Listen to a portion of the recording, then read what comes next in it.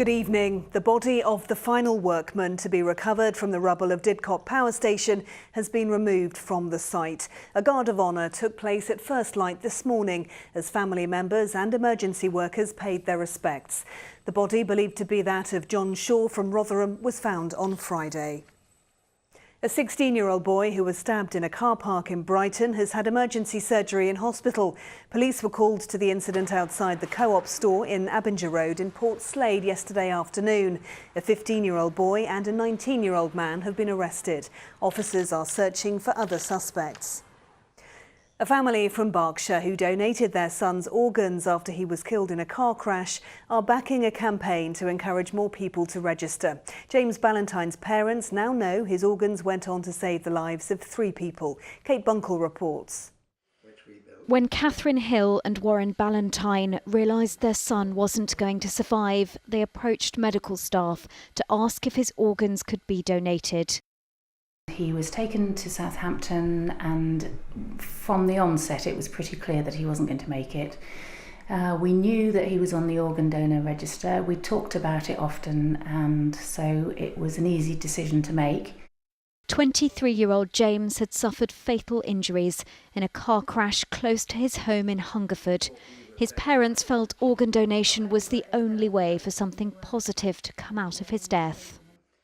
We know that his heart went to a 40-year-old and that his lungs went to a 60-year-old, and we've received cards and letters from both of them. So we know that from our tragedy, 3 men have been given a second chance of life. The family are backing the NHS's new Turn an End into a Beginning campaign to encourage people to talk to relatives about organ donation. Studies show 90% of families agree if they know their loved one's decision. That falls to 50% if they haven't had the conversation. So the key, even if they have joined the register, is to tell the loved one and to tell your relatives that you want to be a donor.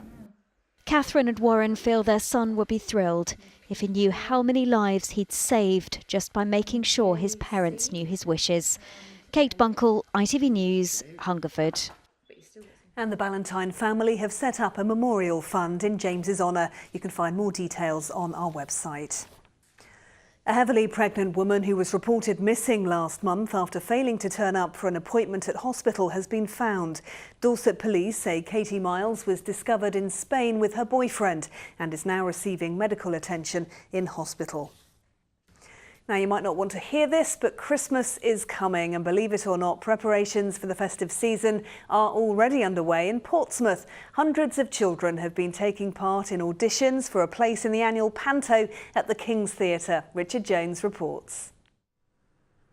Audition Day at the King's is almost as much of an institution as the theatre's annual Panto itself. This year it's Jack and the Beanstalk, and many children queued for hours for the chance to claim their place in the spotlight. 30 will be selected to be dancers from the hundreds of hopefuls. Some of these kids will be performing alongside professional cast, you know, Anne Hegarty, Sam Callahan, Vicky Michelle, people that they've seen on TV, seen on stage before. So it's a great opportunity for them.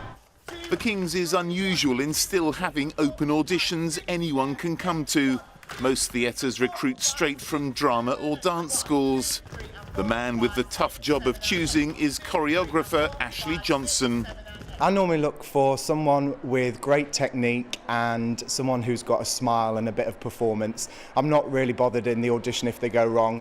It's a nervous few hours, not just for the hopefuls, but also for their parents, who can only sit, watch and encourage. Really nerve-wracking. I've got 2 nervous children. This morning I had to drag one out and the other one's come last minute. It's her first time auditioning, so I've told her not to be disappointed if she doesn't make it. Scary. Exciting. Yeah. Eventually the final 30 are chosen. These are the people that will be in the Panto. So 185. They'll start rehearsals in November, ready for the Panto's 4-week run. And obviously they are very happy. Richard Jones, ITV News. Yeah, well done to all of them. Now let's have a look at the weather forecast now with the details. Here's Philippa.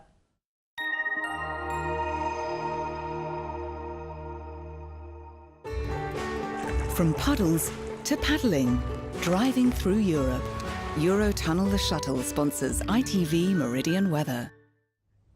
Hello there. Well, it looks as though the next few days will bring something of a return of summer, mostly dry, some good sunny spells and becoming warm and humid with it. Back to tonight though, a largely dry picture, some clear spells, not quite as cool as last night. For many of us, temperatures just holding up in the low teens. But where we see the clearest skies, we may also see a little patchy mist and fog as well. Into tomorrow morning, any mist and fog soon clearing to leave a largely dry start, variable clouds, some sunny spells here and there. Little change into the afternoon, staying dry, bright for many of us, and in the best of the sunshine with light winds, feeling pretty pleasant, highs 22 or 23 degrees. Bye-bye. Eurotunnel the Shuttle sponsors ITV Meridian weather. Thanks very much, Philippa. Doesn't look too bad, does it? That's it from the Weekend Team. We're back with Good Morning Britain tomorrow from 6. Have a very good evening. Bye-bye.